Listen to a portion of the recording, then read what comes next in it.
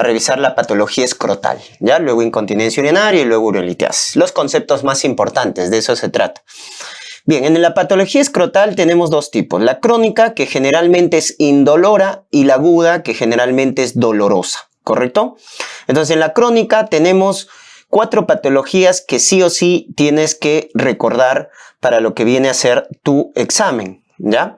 Lo que es el acúmulo de líquido en la túnica vaginalis de lo que viene a ser el testículo, que es el hidrocele, lo que es la hernia inguinal indirecta, ¿correcto? La congénita, y la dilatación del plexo venoso pampiniforme, que es el varicocele, y como diagnóstico diferencial, el cáncer de testículo, ¿ya? Una prueba fundamental es la transiluminación. Eso te van a decir. En el caso del hidrocele, recuerda que la transiluminación te van a decir que es positiva. Rápidamente tienes que pensar en hidrocele, que lo hemos definido como líquido en la túnica vaginalis del testículo, ¿verdad? En el caso de los lactantes, se llama comunicante, es la congénita, ¿ya? Congénita, ¿ya? Comunicante porque es por persistencia del conducto peritoneo vaginalis. Entonces, en los lactantes es comunicante o congénita. En los adultos es no comunicante, ¿ya? Producida por un tumor, una infección, etc. Entonces, cuando te digan aumento del volumen escrotal con transiluminación positiva, piensa en hidrocele, ¿ya? Y es la patología más frecuente en el caso del lactante. Recuerden, en el caso del lactante. El tratamiento podemos observarlo en los 3 primeros 6 meses, podemos observarlo. Pasado los 6 meses, pasado el año de edad, ya debemos plantear un tratamiento, ¿no? Muy bien. En el caso de los adultos, un hidrocele también que es muy sintomático, ¿correcto? Con un volumen alto, hay que tratarlo, ¿correcto? En los demás casos se puede observar, porque se puede reabsorber. Pero si es muy sintomático y también muy voluminoso, hay que, en este caso, operar lo que viene a ser el hidrocele. La hernia inguinal indirecta te van a decir transiluminación negativa. Y acá todos los demás son transiluminación negativa, por si acaso, ¿correcto? Y eso, por ejemplo, es un diagnóstico diferencial con el hidrocele. Recuerden que la hernia inguinal indirecta es congénita, ¿ya? Es congénita. Es la llamada hernia inguino-escrotal. Y eso lo han visto en el caso de lo que viene a ser cirugía, ¿no es cierto? Entonces acá hay un epiplón intestino que viene a la zona inguino-escrotal. Ambos, recuerda, hidrocele y hernia inguinal indirecta, son por persistencia del conducto peritoneo vaginalis. Ambos son por persistencia, ¿no? Por eso son inguinoescrotales, ¿ya? Varicocele es la dilatación del plexo venoso pampiniforme, que lo forman las venas espermáticas o venas gonadales, acuérdate, ¿ya? En el caso del varicocele, recuerda que por un factor anatómico, el más frecuente es en el lado izquierdo, ¿ya? Por un factor anatómico, que siempre te preguntan, ¿no? ¿Dónde drena la vena espermática del lado izquierdo? Acuérdate, en la vena renal en 90 grados, ¿ya? Vena espermática izquierda en 90 grados, entonces tiene más resistencia. Por eso se forma en el varicocele en el lado izquierdo. En el lado derecho es menos común, pero recuerda que cuando tienes un varicocele en el lado derecho, descarta un tumor retroperitoneal o una masa retroperitoneal, ¿no? Un tumor como un cáncer de riñón, ¿ya? Porque ahí sí es por compresión.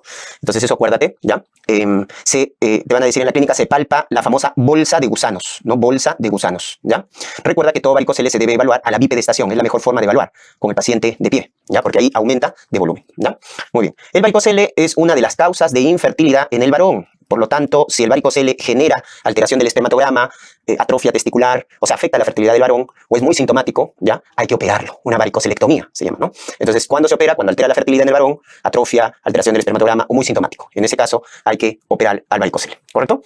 Muy bien. El cáncer de testículo, te van a decir transiluminación negativa, porque es un nódulo, correcto, indoloro, ¿ya? Y recuerda que acá es importante evaluar el factor de riesgo. Y un factor importante que siempre te van a decir en los casos clínicos es la criptorquidia, que es el que aumenta hasta 5 veces el riesgo de cáncer de testículo. El más frecuente, recuerden, son los seminomas. Es el cáncer más frecuente en el caso de los jóvenes. De buen pronóstico, ¿correcto? Porque es radiosensible. Pero ahí tenemos los agresivos. ¿Quiénes son los agresivos? Los no seminomas. Los no seminomas son los agresivos, los que tienen diseminación hematógena, radioresistentes, los no seminomas. Recuerda que el cáncer de testículo se evalúa con ecografía testicular, que va a ver el nódulo o microcalcificaciones difusas, en cielo estrellado le llaman, y marcadores tumorales. Eso les han preguntado por ahí. Alfa-fetoproteína, LDH y beta-HCG. Beta-HCG son marcadores tumorales para cáncer de testículo. Alfa-feta, beta-HCG, LDH, ¿correcto? Muy bien, tratamiento quirúrgico, ¿no? La orquiectomía radical para el cáncer de testículo, ¿ya? Entonces, cuando te hablen de una patología crónica escrotal, hidrocele, hernia inguinal indirecta, varicocele, cáncer de testículo, estos diagnósticos a considerar. En el caso de una patología escrotal aguda, esto sí ha sido fuertemente pregunta de examen, tenemos lo que es la torsión. Torsión testicular, ¿no es cierto? Torsión testicular, tenemos lo que es el proceso infeccioso, la orquiepididimitis, ¿correcto? Epididimitis, tenemos lo que es la gangrena de Fournier, que es la fasciitis necrotizante de la zona perineal, y tenemos la torsión del apéndice testicular, que es un diagnóstico diferencial, ¿ya? Esos 4 ya se presentan de manera aguda, con dolor, y acuden a la emergencia, ¿no? En el caso de la torsión testicular, recuerda que el más frecuente es la forma intravaginal, que es la típica de los adolescentes, ¿ya? Pero en los lactantes tienes la forma extravaginal, en los lactantes, donde el factor de riesgo es la criptorquidia o mal descenso testicular. Acuérdate que la criptorquidia o mal descenso en los lactantes predispone a torsión, ¿ya? ¿Pero qué torsión? Extravaginal. Pero la más frecuente, típico de los niños, adolescentes, jóvenes, es la forma intravaginal, acuérdate eso. Y la clínica, ¿no es cierto? Como ven en la imagen, es un dolor muy severo, un dolor súbito, un dolor severo en intensidad, ¿no? Con testículo horizontalizado, signo de Gubernier, y recuerda que todo es negativo. Reflejo cremastérico negativo, signo de Fren negativo. Elevo la bolsa escrotal y no calme el dolor. Reflejo cremastérico ausente negativo, signo de Fren negativo, eso te debe hacer sospechar de una torsión testicular, ¿correcto? Muy bien. Tratamiento quirúrgico en las primeras 6 horas, pregunta de examen, ¿ya? Se hace una orquidopexia u orquifijación bilateral en las primeras 6 horas, ¿correcto? Muy bien, esa es la conducta quirúrgica. Orquiepididimitis, el proceso infeccioso. Entonces te van a decir varón, sexualmente activo, múltiples parejas, poliandria y sin protección. Porque acá, en pacientes jóvenes, la causa, en primer lugar, es clamidia. Acuérdate, clamidia, en primer lugar. Segundo, gonococo, ¿no es cierto? Como causa, ¿ya? En mayores de 35 años, HCH, o sea, hombres que tienen sexo con otros hombres, bacilos gram negativos, como Escherichia coli, es la causa más frecuente, ¿ya? Entonces, son una ITS, ¿no? Si la mujer tiene una EPI, el varón tiene su orquiepididimitis. Acá, la clínica te van a decir un dolor progresivo con síntomas irritativos. O sea, acá el dolor es más de menos a más, con síntomas irritativos, disuria, poliaquiuria, eritema, fiebre, etc. Entonces, hay más signos de infección, ¿ya? Y el manejo, bueno, en la clínica para diferenciarlo de torsión, te van a decir reflejo cremastérico presente, signo de Fren positivo. Elevo la bolsa escrotal y calme el dolor, ¿correcto? Calme el dolor. Entonces, signo de Fren positivo, ¿ya? Para diferenciarlo. Pero muchas veces la torsión y la orquiepididimitis puede pasar muchas veces como que desapercibido, es decir, no tengo el diagnóstico claro. Por eso, muchas veces te preguntan cuál es el estudio de elección, ¿no? Para confirmar una torsión, para diferenciarlo de orquiepididimitis, el eco-Doppler testicular. Ojo, eco-Doppler. El eco-Doppler es la prueba que va a diferenciar. En el caso de la torsión nos confirma, porque nos va a decir que no hay flujo vascular. En el caso de orquiepididimitis te va a decir que está aumentado el flujo vascular, ¿correcto? Entonces eso hay que tenerlo en cuenta. El eco-Doppler es el estudio confirmatorio. El tratamiento de la orquiepididimitis, recuerden, es antibióticos, pues. Y acuérdate, para clamidia, doxiciclina, para gonococo, ceftriaxona, para bacilos gram negativos, quinolonas, ¿correcto? Acuérdate el antibiótico de elección. Muy bien, gangrena de Fournier es la fasciitis necrotizante de la región perineal. Etiología polimicrobiana, acuérdate, polimicrobiana, gram positivos, gram negativos, aerobios, anaerobios, ¿correcto? Muy bien, en la clínica te van a decir un dolor difuso, ¿correcto? Con estas flictenas hemorrágicas, piel empastada, un eritema, ¿no? Flictenas hemorrágicas. Entonces, esa clínica, fiebre en el paciente, ¿no? Fiebre, dolor difuso en la región perineal, piel empastada, eritematosa, flictenas hemorrágicas, te debe hacer sospechar de la gangrena de Fournier, ¿no? Generalmente se presenta en pacientes con factores de riesgo, paciente diabético, paciente politraumatizado, paciente con alcoholismo, ¿no es cierto? La gangrena de Fournier. ¿Estamos? Muy bien. El tratamiento de elección, el debridamiento quirúrgico. Eso te lo pueden preguntar. Acuérdate, debridamiento quirúrgico es el tratamiento de elección inmediato que debemos hacer y la antibiótico-terapia de amplio espectro también es complementario. Lo más importante, el debridamiento quirúrgico. Antibiótico complementario. Vancomicina, carbapenems, clindamicina, porque tiene que ser de amplio espectro. Y luego la torsión del apéndice testicular es un diagnóstico diferencial, ¿ya? Te van a decir acá el famoso signo de punto azul, signo del punto azul, ¿ya? Un dolor, digamos, más localizado, acá el reflejo climastérico está positivo, o sea, está conservado, a diferencia de la torsión testicular, en la cual está ausente, ¿no? Y acá el manejo es médico, a diferencia de la torsión testicular, ¿no? Que el manejo quirúrgico, acá es médico, analgesia, antiinflamatorios, nada más, ¿ya? Muy bien, entonces, en el caso del cuadro agudo, acuérdate torsión, siempre, tu emergencia quirúrgica, orquiepididimitis aguda, gangrena de Fournier, torsión del apéndice testicular, ¿correcto? Muy bien. Luego tenemos por acá lo que es la incontinencia urinaria. La incontinencia urinaria, recuerden que se clasifica en diferentes tipos, ¿no? Tenemos la incontinencia urinaria de, en este caso, esfuerzo. Tenemos la incontinencia urinaria de urgencia. Son dos tipos que sí o sí tienes que diferenciar. Recuerda que la incontinencia urinaria es el escape de orina involuntario. Las causas más frecuentes son causas funcionales, ¿ya? Causas funcionales. Muy bien. En el caso de la incontinencia de esfuerzo, recuérdate que la fisiopatología nos dice que se produce por debilidad del piso pélvico. Es el principal factor. Debilidad del piso pélvico, por eso el principal factor de riesgo, el factor obstétrico, multiparidad, ¿correcto? La multiparidad es el principal factor de riesgo. Luego está menopausia, debilidad congénita, etc. Y otro factor, el aumento de la presión abdominal. Y eso lo vemos en pacientes con obesidad, pacientes con EPOC, tosedoras crónicas, pacientes con ascitis, etcétera. Todo lo que sea aumento de presión abdominal, ¿correcto? Entonces estos son los factores de riesgo y estos son los factores etiopatogénicos. Muy bien. ¿Y cuál es la clínica? La clínica de la incontinencia de esfuerzo, como vemos acá en la imagen, la paciente hace un esfuerzo y se le escapa la orina, ¿no? Entonces te van a decir tose, ríe, sube escaleras, ¿no es cierto? Maniobra de Valsalva, positivo, y se le escapa la orina, ¿ya? Ante un esfuerzo, levanta peso, sube escaleras, tose, ríe, Valsalva, positivo, ¿ya? Test de Bonnet, también positivo. Es una prueba que evalúa el ángulo uretrovesical, también sale positivo. ¿Estamos? Entonces, ahí debes pensar en incontinencia de esfuerzo.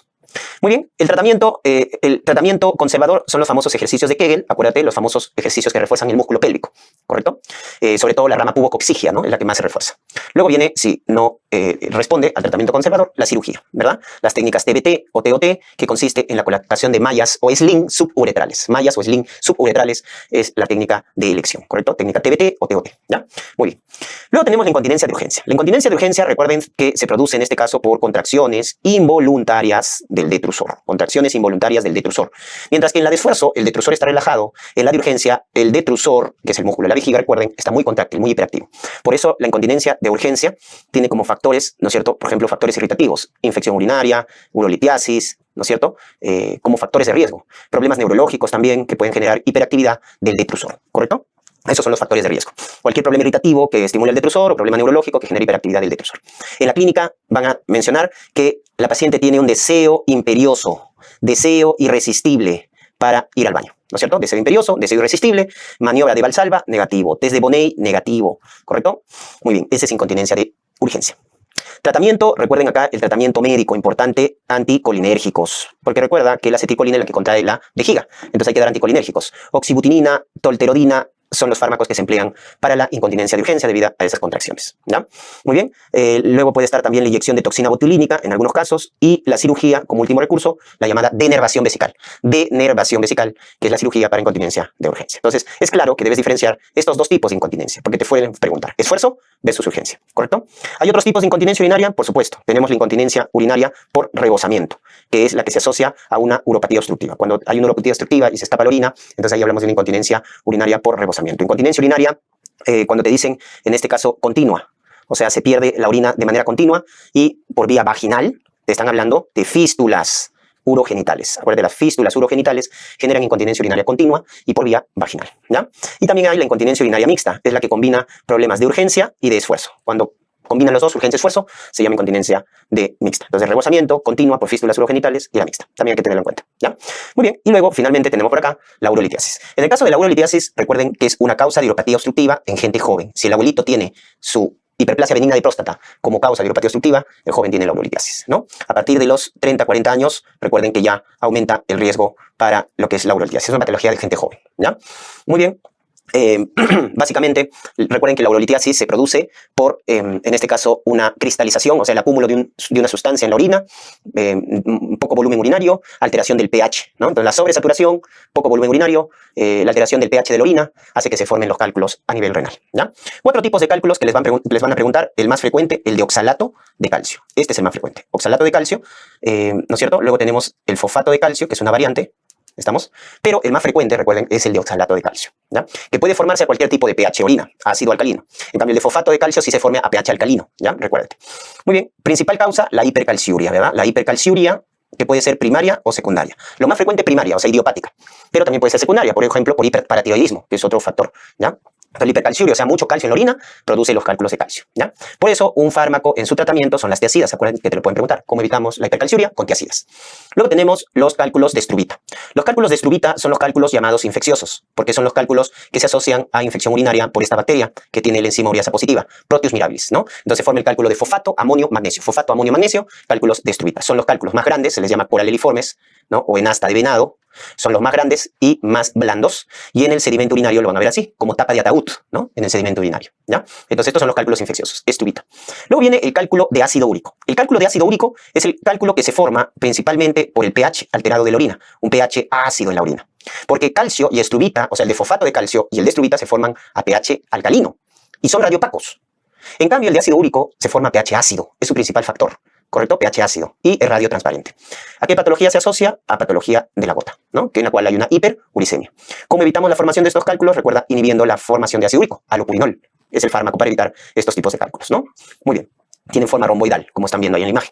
Luego están los cálculos de cistina, que son los cálculos más frecuentes en pediatría. Son congénitos y son los cálculos más duros, los más duros que existen, ¿ya? Estos, miren, son hexagonales, ¿correcto? Hexagonales, los cálculos de cistina, los más duros, frecuente en niños por problemas genéticos. Entonces, acuérdate que hay, ¿no es cierto?, 4 tipos de cálculos. El más frecuente, oxalato de calcio, el infeccioso Struvita, Proteus, coraleliforme, asta de venado, ácido úrico y cistina. Son los 4 tipos de cálculos que debes acordarte, ¿ya? Los dos primeros, acuérdate, calcio y Struvita son radiopacos, se forman a pH alcalino. Claro, el de oxalato de calcio, que es el más frecuente, puede ser cualquier tipo de pH, ¿no? Pero fosfato de calcio sí es pH alcalino. Ácido úrico y cistina se forman a pH ácido, sobre todo ácido úrico, su principal factor es pH ácido, y son radiotransparentes. Acuérdate ese dato. También recuérdate que hay fármacos que pueden producir la formación de cálculos, ¿correcto? Entonces, como por ejemplo, indinavir de la terapia de VIH, ¿ya? Diuréticos, aciclovir, pueden precipitar y formar cálculos, ¿ya? Entonces hay fármacos que también precipitan y pueden formar cálculos a nivel renal. La manifestación aguda del